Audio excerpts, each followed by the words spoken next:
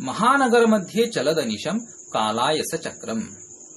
महानगर मध्य, यहाँ पर महानगर यानी आजकल के जो महानगर है, बहुत बड़े बड़े शहर हैं, और इन शहरों में महानगर मध्य, इन शहरों के मध्य में चलदनिशम कालायस चक्रम। अब चलदनिशम इसका मतलब क्या है? यहाँ पर संधि है। संधि कौन सा है? जश्त्व संधि है। जश्त्व संधि का मतलब क्या है? वर्गीय प्रथम वर्णानाम पंचम वर्णे परिवर्तनम, ये वाला जो संधि है वो यहाँ पर है। दो शब्द चलत अनिशम, इन दोनों का मिलकर चलद अनिशम ये शब्द बना है। तो महानगर मध्य चलत अनिशम कालायस चक्रम। चलत इसका मतलब होता है चलने वाला, जो चल रहा है। देखो, चलती क्रियापद आप लोगों को पता है, चलती का मतलब है चलता है, और चलत यहाँ पर शत्रु प्रत्यय है, इसका मतलब है जो चल रहा है। चलती चलता है और चलत जो चल रहा है। तो चलत अनिशम कालायस चक्रम। अनिशम ये जो अगला शब्द है इस पर हम आ रहे हैं। अनिश का मतलब होता है दिन रात। इसके लिए संस्कृत का दूसरा पर्याय शब्द है अहोरात्र। आप लोगों को पर्याय शब्दों को भी लिख लिख कर लेना चाहिए, क्योंकि परीक्षा में पूछे जाते हैं। तो महानगर मध्य चलद अनिशम कालायस चक्रम। तो महानगरों में दिन रात चलने वाला ये कालायस चक्र। अब कालायस चक्र का मतलब क्या है? कालायस चक्रम यानी लोहे का चक्र, लौह चक्रम।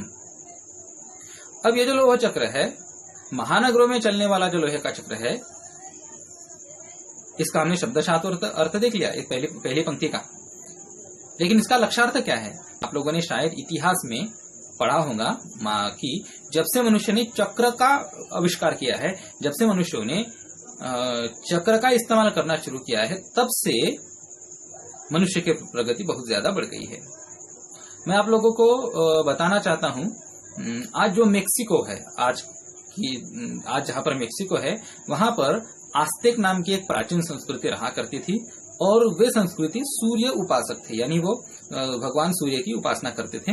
अब भगवान सूर्य का जो आकार है वो आकार गोल है, इसलिए उस संस्कृति में गोल चीजों का इस्तेमाल करना मना था। वे लोग किसी भी गोल चीज का इस्तेमाल नहीं करते थे। क्यों नहीं करते थे? क्योंकि भगवान सूर्य नाराज हो जाएंगे, ऐसी उनकी मान्यता थी, और इस वजह से उनकी तरक्की नहीं हो पाई। और बाद में जब स्पेनिश लोग वहां पर आए आक्रमण करने के लिए, आक्रमणकारी स्पेनिश लोग जब वहां आए, तो उनके साथ, अब स्पेनिश लोग तो चक्रों का इस्तेमाल करते थे, पहियों का इस्तेमाल करते थे, तरह तरह की बंदूकें उनके पास थी, तरह तरह के आधुनिक हथियार उनके पास थे, तो उनके सामने वो हार गए। तो मैं बताना क्या चाह रहा था कि चक्र एक ऐसी चीज है जिसने हमारी प्रगति को गति दी है। अब ये जो कालायस चक्र, लोहे का चक्र जो घूम रहा है, ये विज्ञान का प्रतीक है।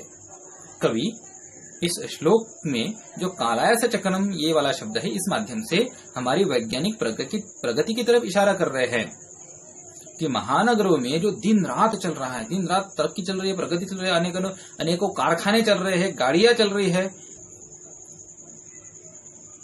अब इसके माध्यम से इसका वर्णन कवि कैसा करते हैं, देखो अगली पंक्ति बहुत सुंदर है। महानगर मध्य चलद अनिशम कालायस चक्रम। यह महानगरों में दिन रात चलने वाला लोहे का चक्र मन शोषयत तनु पेशयत भ्रमति सदा वक्रम। देखिए कितनी बड़ी सुंदर बात की है। तो ये जो चक्र है, मन शोषयत, हमारे मन को सुखाते हुए, तनु पेशयत, हमारे शरीर को पीसते हुए, भ्रमति सदा वक्रम, यह हमेशा टेढ़ा घूम रहा है। यह बहुत महत्वपूर्ण बात है बच्चों, इसको जरा ध्यान से समझ लीजिए। पहला शब्द है मनः शोषयत।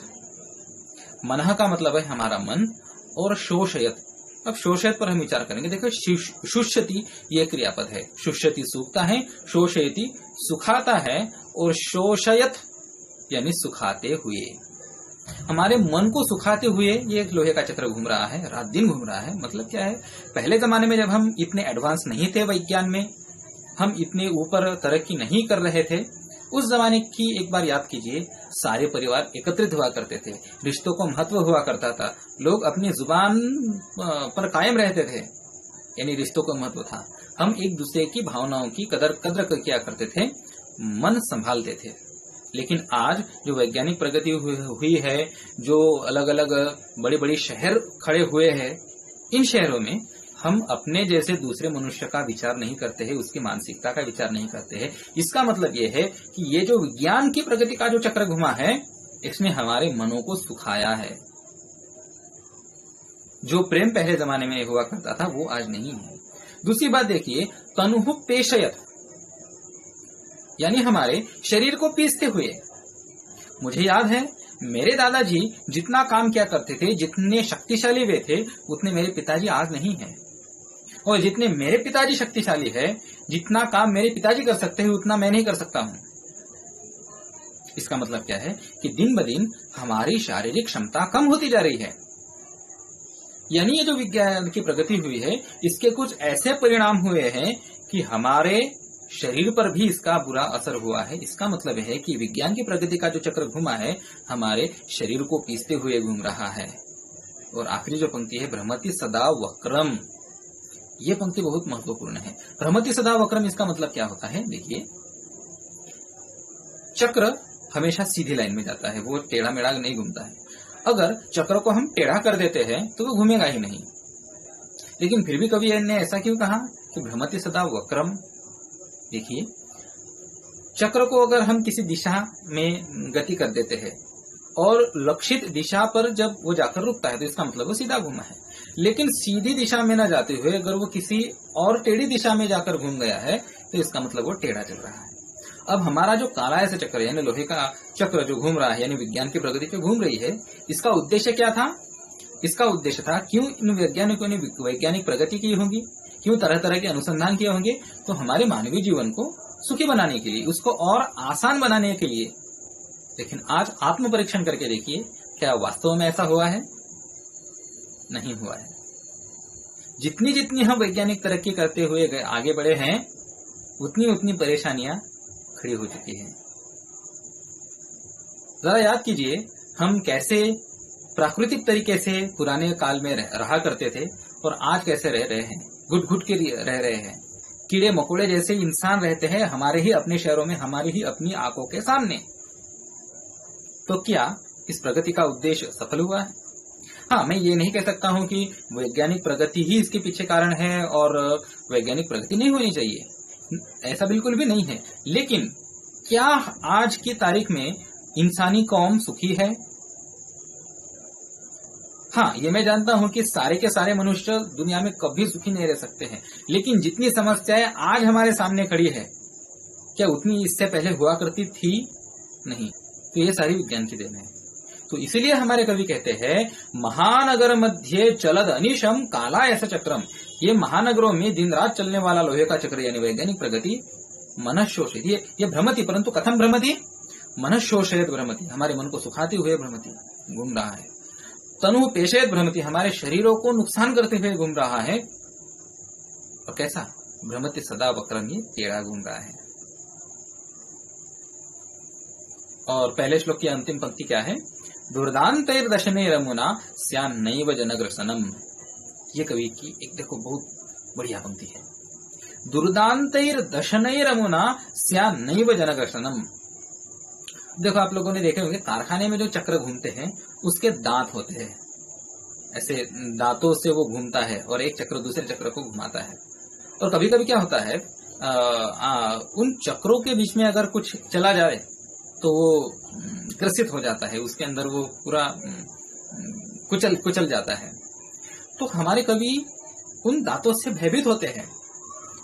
कहते हैं, दुर्दांतैर दर्शनैर अमुना स्यान्नैव जनग्रसनम। दुर्दांत यानी बहुत भयानक, और दर्शन इसका मतलब होता है दांत, और दशनै ही दांतों से, और अमुना दशनै ही इन दांतों से।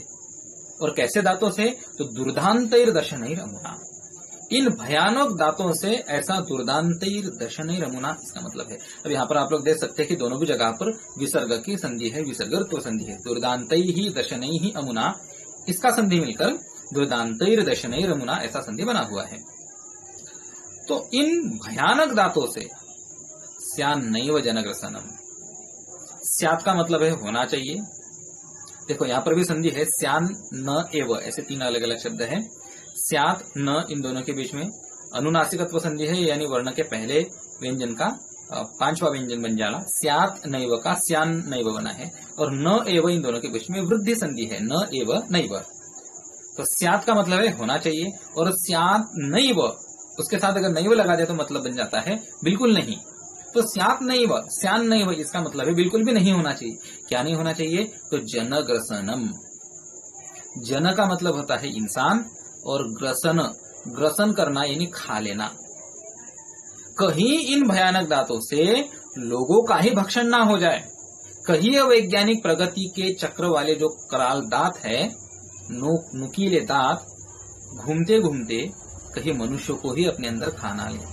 यानी कवि का कहना यह है कि कहीं ये जो आजकल वैज्ञानिक प्रगति बढ़ी है, इसका जो प्रदूषण हुआ है, इसकी वजह से कहीं ये मानव जाति ही ना नष्ट हो जाए, ऐसा कवि कहते हैं इस हमारे कविता के पहले श्लोक में।